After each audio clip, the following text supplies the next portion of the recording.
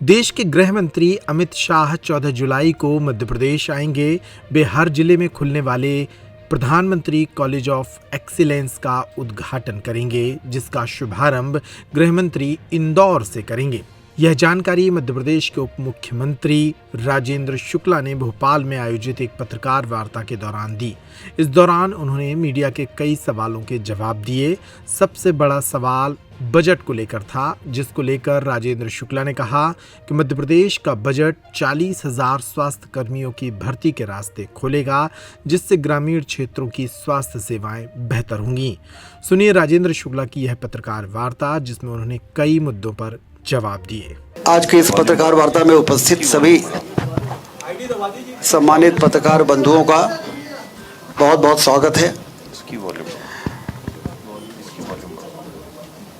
देश में लंबे अंतराल के बाद किसी पार्टी की लगातार तीसरी बार सरकार बनी है और मोदी जी के नेतृत्व में जिस प्रकार से उनको बहुमत मिला है, ये भारतीय जनता पार्टी की सरकार की और मोदी जी के नेतृत्व में देश में जो काम हुए हैं उस पे जनता का जो आशीर्वाद है वो हम सबको समझ में आता है।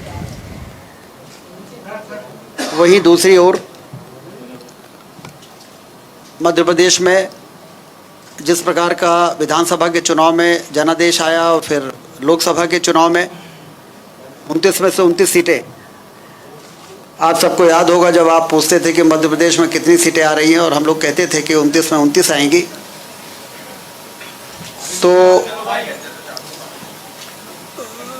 आप लोग भी भरोसा नहीं करते थे। लेकिन हम लोगों को इस बात का भरोसा था कि ज़मीन में जिस प्रकार से केंद्र सरकार की योजनाएं, राज्य सरकार की योजनाओं ने लोगों के दिल और दिमाग में सुशासन जो भारतीय जनता पार्टी का रहा है, उससे जो एक विश्वास पैदा किया है, उससे निश्चित रूप से हम सबको आशीर्वाद मिलेगा। और विधानसभा में 163 सीटें और फिर लोकसभा में 29 में से 29 सीटें, ये दर्शाता है कि मध्य प्रदेश अब भारतीय जनता पार्टी का गढ़ बन चुका है। अभी मध्य प्रदेश की सरकार ने, डॉक्टर मोहन यादव जी की सरकार ने जो बजट प्रस्तुत किया और जो पारित हुआ है, उसमें 3,65,000 करोड़ का बजट पिछले बजट से 16% ज़्यादा इस संकल्प के साथ पारित हुआ है कि आने वाले 5 वर्षों में हम मध्य प्रदेश की बजट की साइज़ को बढ़ाकर दोगुना करेंगे। इसका मतलब कि 5 वर्ष बाद जब हम बजट पेश करेंगे तो 7 लाख करोड़ से ज़्यादा होगा। और जब इस प्रकार का बजट आता है तो फिर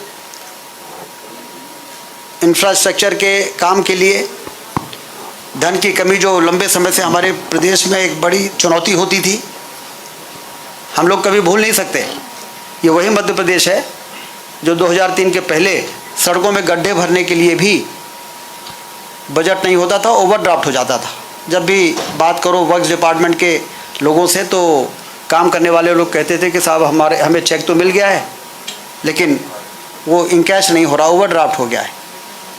लेकिन आर्थिक सुशासन भारतीय जनता पार्टी की सरकार ने जिस प्रकार से 2003 से लाकर लगातार काम करने का काम किया है, उसका ये परिणाम है कि इंफ्रास्ट्रक्चर में ऐतिहासिक काम हुआ है। कोई इस बात से इनकार नहीं कर सकता कि संभागीय मुख्यालय जितने हैं वो 4 लेन की सड़कों से, विश्व स्तरीय सड़कों से जुड़ गए हैं। लेकिन अभी भी बहुत काम करने की ज़रूरत है। इसलिए मध्य प्रदेश में इस बजट में हम लोगों ने ये संकल्प लिया है और प्रावधान किया है कि 5 एक्सप्रेसवे नए बनाएंगे। Atal expressway, Narmada expressway, Vindhya expressway, Malwa Nimar expressway, Bundelkhand expressway, जो आर्थिक गति को बहुत तेज करेंगे। दूसरी ओर सब जानते हैं कि जब हमारी सरकार बनी थी तो 7 लाख हेक्टेयर में सिंचाई होती थी, आज 47 लाख हेक्टेयर में सिंचाई हो रही है। हमने ये भी प्रावधान किया है कि 2 साल में ये 47 लाख बढ़ के 60 लाख हो जाएगा हेक्टेयर, और 5 वर्षों में 1 करोड़ हेक्टेयर में किसानों के खेतों में सिंचाई का पानी नहरों के माध्यम से पहुंचाने का काम हम लोग करेंगे। अटल बिहारी वाजपेयी जी कहते थे देश को समृद्ध करना है तो धरती से दौलत पैदा करना पड़ेगा, नदियों को जोड़ना पड़ेगा। हमारे देश में कई जगह बाढ़ आ जाती है तो कहीं सूखा रहता है। जहाँ बाढ़ आती है वहाँ पानी को रोक के, और जहाँ सूखा है, पानी की कमी है, वहाँ पे उस पानी को पहुँचा के हम इस देश में हरित क्रांति लाएं। धरती से दौलत किसान पैदा करेंगे तो उनकी परचेजिंग कैपेसिटी बढ़ेगी, खरीदी बिक्री बढ़ेगी तो मैन्युफैक्चरिंग बढ़ेगी, बाजार में रौनक आएगी। ये किसान समृद्ध होगा तो देश समृद्ध होगा, बहुत पुराना नारा है। लेकिन किसान समृद्ध कैसे होगा, इस दिशा में गंभीरता से यदि किसी ने काम किया तो मोदी जी की केंद्र सरकार ने और मध्य प्रदेश की सरकार ने इस दिशा में बहुत तेज़ी से काम किया। और मध्य प्रदेश को तो कृषि कर्मण अवार्ड लगातार 6 बार मिला। जो पहले कभी पंजाब हरियाणा को मिला करता था वो अब मध्य प्रदेश को मिलना शुरू हो गया है, और इसलिए यही सही दिशा है। इस दिशा को मानते हुए डॉक्टर मोहन यादव जी की सरकार ने आने वाले 5 वर्षों में 1 करोड़ हेक्टेयर में सिंचाई का पानी पहुँचे, इसके लिए बजट में पर्याप्त प्रावधान किए हैं। शिक्षा और स्वास्थ्य के क्षेत्र में भी 5 मेडिकल कॉलेज से 14 मेडिकल कॉलेज हमारे मध्य प्रदेश में हो गए। इस वर्ष 3 मेडिकल कॉलेज अभी और शुरू होंगे, मंदसौर, नीमच और सिवनी में। अगले वर्ष 6 नए मेडिकल कॉलेज शुरू होंगे।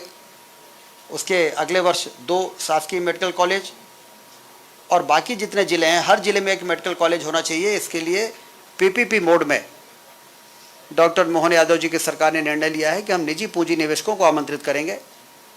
तो 9 जिलों के पीपीपी मोड के टेंडर भी हमने निकाले हैं।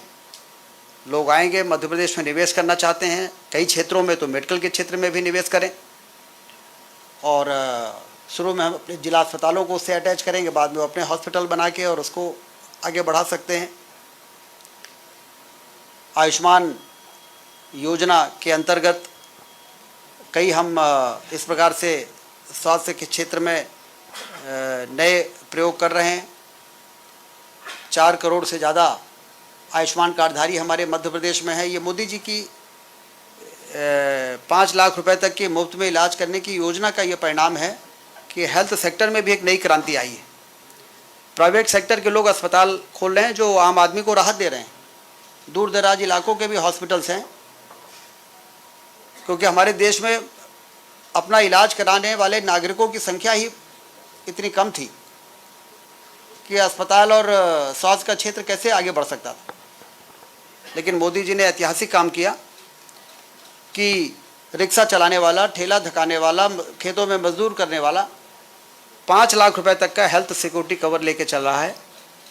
और अस्पताल चलाने वाले लोगों को मालूम है कि गरीब आदमी ज़रूर है, लेकिन अस्पताल अपना इलाज कराने के लिए सक्षम है, और उसके कारण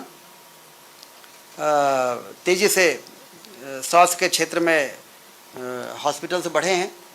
ये भारतीय जनता पार्टी की सरकार की नीति का ये परिणाम है कि इस क्षेत्र में एक क्रांतिकारी बदलाव हुआ है। आने वाले दिनों में इसको और आगे ले जाने की योजना है। 70 वर्ष से ज़्यादा लोगों को, चाहे वो गरीब हों, चाहे वो मध्यम वर्गीय हों, चाहे वो अमीर ही क्यों ना हो, लेकिन 70 वर्ष से ज़्यादा हैं तो उनको भी आयुष्मान कार्ड में 5 लाख रुपए तक का मुफ्त में इलाज देने की सुविधा देने का ऐलान केंद्र की सरकार ने किया है। तो हमारे जो बुजुर्ग हैं, जो कभी कभी सोचते हैं कि बच्चे से भी अपने इलाज के लिए पैसा मांगने में जो संकोच करते थे, अब उनके जेब में भी आयुष्मान कार्ड रहेगा और वो कहीं भी बड़े से बड़े अस्पताल में जाके अपना इलाज करा सकेंगे। और अभी पिछले दिनों हमने जो संविदा कर्मी हमारे यहाँ हैं, आशा कार्यकर्ता हैं, सहायिका हैं और पंचायत सचिव हैं, रोजगार सहायक हैं, इनको भी 2 दिन पहले ही आदेश जारी कर दिया है कि उन सबको 5 लाख रुपए तक का आयुष्मान कार्ड से इलाज कराने की सुविधा दी जाएगी। शिक्षा के क्षेत्र में CM rise school 150, 1500 CM rise school, एक सीएम राइज स्कूल के इंफ्रास्ट्रक्चर और रेकरिंग और नॉन रेकरिंग कार्यों में खर्च के लिए, और उसमें 10 किलोमीटर तक के बच्चों को वाहन से लाना और पहुंचाना, क्वालिटी एजुकेशन जिस तरह से प्राइवेट पब्लिक स्कूल्स में होता है, उसी प्रिंसिपल पर मध्य प्रदेश की सरकार ने फैसला किया कि हम सीएम राइज स्कूल बनाएंगे, फिर दूसरे चरण में उसको और बढ़ाएंगे और सामान्य आदमी जो सरकारी स्कूल में पढ़ते हैं उनको हम क्वालिटी एजुकेशन देने की व्यवस्था करेंगे, क्योंकि एजुकेशन यदि समान है तो सभी को आगे बढ़ने का पर्याप्त मौका मिलता है। लेकिन जो सक्षम लोग होते हैं वो तो बड़े बड़े स्कूलों में अपने बच्चों को भेज सकते हैं, पढ़ा सकते हैं, लेकिन गरीब आदमी तो सरकारी स्कूल में भेजता है। तो सरकारी स्कूलों की स्थिति बेहतर होनी चाहिए, पुरानी मांग है। उन सब चीज़ों को ध्यान में रखते हुए ये एक बड़ी अच्छी शुरुआत है। इसी प्रकार से डॉक्टर मोहन यादव जी ने पीएम कॉलेज ऑफ एक्सीलेंस हर ज़िले में एक जो हमारा सरकारी कॉलेज है उसको हम उस लेवल तक ले जाएंगे जैसे आईआईटी होता है, आईआईएम होता है। उच्च स्तर के जो हायर एजुकेशन के जो सेंटर्स हैं उस लेवल पर ले जाकर उसको हम स्थापित करें। तो पीएम 14 तारीख को हमारे गृह मंत्री अमित शाह जी आ रहे हैं जो इंदौर से करेंगे और पूरे प्रदेश के जितने भी जिलों का एक कॉलेज का चयन किया गया है उसको PM Shri college of excellence के रूप में उसकी शुरुआत होने जा रही है। तो एजुकेशन हो, हेल्थ हो, इन सभी क्षेत्रों में हमने तय किया है कि हमारे जो सामुदायिक स्वास्थ्य केंद्र हैं वो जिला अस्पताल के लेवल पर आएँ। जिला अस्पताल में डायग्नोस्टिक से लेके सर्जरी से लेके सारी व्यवस्थाएं होती हैं, तो इसलिए वहाँ पर जितनी व्यवस्थाएं उससे ज़्यादा मरीज आते हैं, क्योंकि कम्युनिटी हेल्थ सेंटर में अभी बहुत कुछ सुधार करने की आवश्यकता थी। हम लोगों ने एनालिसिस किया, मुख्यमंत्री जी के निर्देश में क्या कमी है कि हम अपने ब्लॉक लेवल पे जो जैसे मध्य प्रदेश में 350 सामुदायिक स्वास्थ्य केंद्र हैं उसको हम उस लेवल पर ले जाएं कि वहाँ सर्जरी भी हो, एनेस्थीसिया वाले भी रहें और रेडियोलॉजिस्ट भी रहें, मेडिसिन के भी स्पेशलिस्ट रहें, गायनी के भी रहें। तो इसमें जो गैप निकल के आया कि हमें लगभग 2500 डॉक्टर चाहिए और आउटसोर्स के लोग चाहिए 15-16 हज़ार, पैरामेडिकल स्टाफ चाहिए। तो इस बजट में मुझे आपको बताते हुए खुशी हो रही है कि पहले चरण में 18,000, दूसरे चरण में 10,000, ऐसा करके 40,000 तक स्वास्थ्य कर्मियों को डॉक्टर मिला के भर्ती करने की तैयारी हमारी है। और जो ग्रामीण क्षेत्रों के स्वास्थ्य केंद्रों में स्टाफ की कमी के कारण स्वास्थ्य सुविधाएं प्रभावित हो रही थी उसको भी ठीक करने का संकल्प लिया गया है और उसके लिए बजट का प्रावधान किया गया है। हेल्थ का बजट 34% बढ़ा है मध्य प्रदेश में। मेडिकल एजुकेशन और हेल्थ डिपार्टमेंट को एक कर दिया गया है, जिससे आपस में कोऑर्डिनेशन की जो कमी होती थी उससे स्वास्थ्य सुविधाओं में बेहतर करने में जो देरी होती थी उसको भी ठीक कर दिया गया है।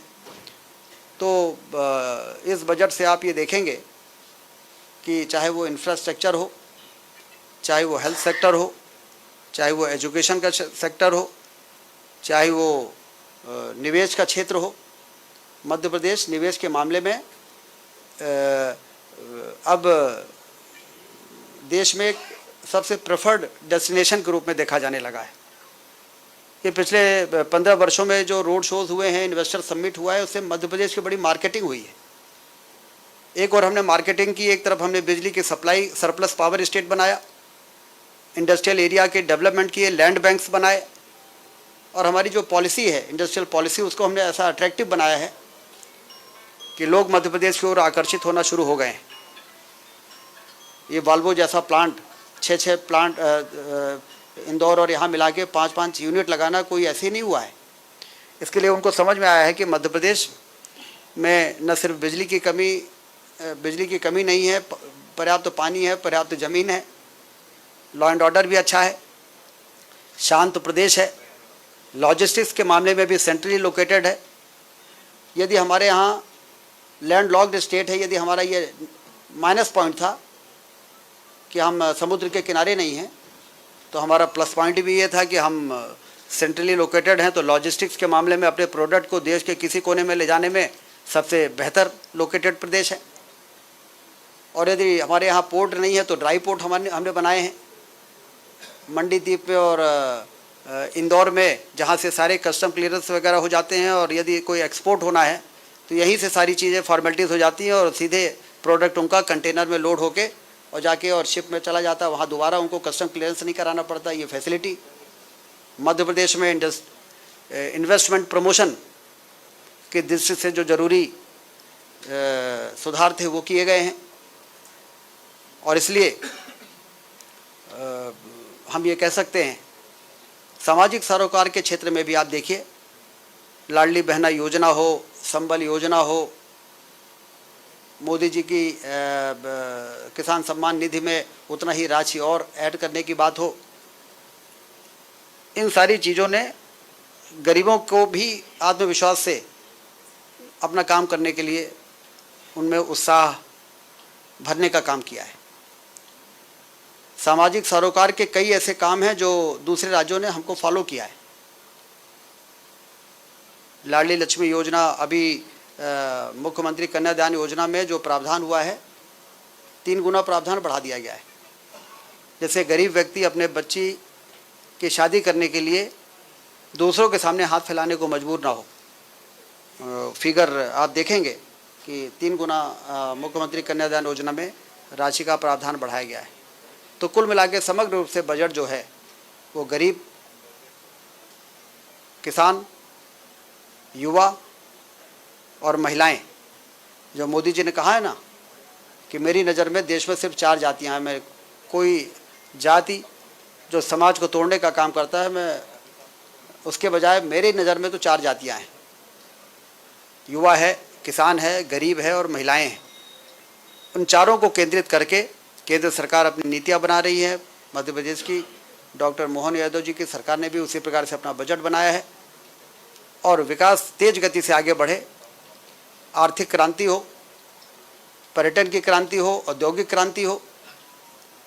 पर्यटन की क्रांति के लिए पीएम श्री जो हेली और वायु सेवा शुरू हुई है, तो आप पता करेंगे कि रीवा से जबलपुर से, भोपाल से जबलपुर और रीवा होते हुए सिगरौली के जो अभी 1 दिन प्लेन चल रहा है उसमें 2-2 महीने की बुकिंग है, एडवांस बुकिंग है। तो मैंने मुख्यमंत्री जी से कहा है कि अब इसको 3 दिन करिए और फिर इसको डेली करिए। ये टूरिज़्म की इतनी संभावनाएं हमारे मध्य प्रदेश में है। 3 मतलब इतने नेशनल पार्क्स हैं हमारे यहाँ और वाटरफॉल्स हैं हमारे यहाँ। इन सारी चीज़ों को ध्यान में रखते हुए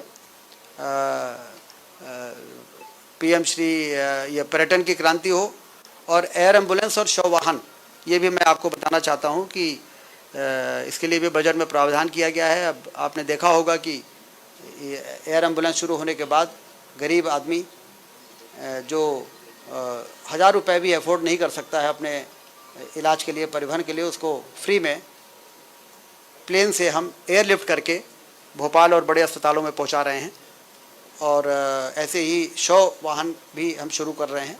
तो इस प्रकार से ये बजट जो है ये गरीबों के, किसानों के केंद्र में रखते हुए बजट बना है और दूसरी ओर इंफ्रास्ट्रक्चर में तेज गति से काम हो और एक रोबस्ट इंफ्रास्ट्रक्चर मध्य प्रदेश में निर्मित हो। उस दिशा में जो काम चल रहे थे उसको अपने मुकाम तक पहुंचाने वाला ये बजट है। यही सब जानकारियां देने के लिए आज आप सबको यहाँ पर बुलाया गया है। बहुत बहुत धन्यवाद।